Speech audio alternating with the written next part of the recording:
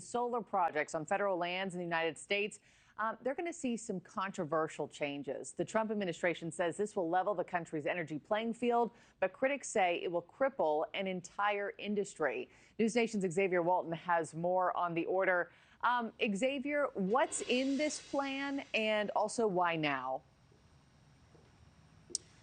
Well, Markie, good morning. And I don't know if we have all the time in the world to go through every single detail inside of this plan and why now. That's what critics really want to know the answer to. The Department of Interior, which oversees hundreds of millions of acres of land and water in the U.S., is going to require wind and solar projects being constructed on public land to undergo a new review process. Every single project must now be signed off by Interior Secretary Doug Burgum himself.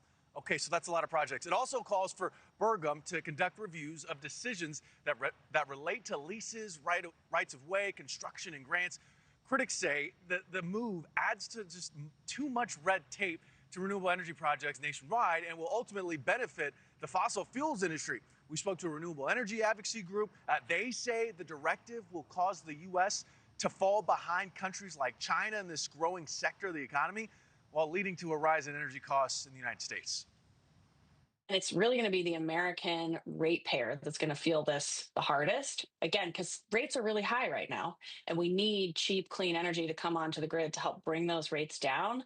And using red tape to strangle the clean energy industry right now is just going to raise rates and cost American consumers.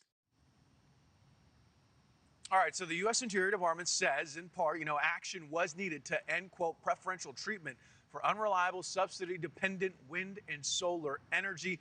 But President Trump has long been a vocal critic of the wind and solar industries, Markie. You know this.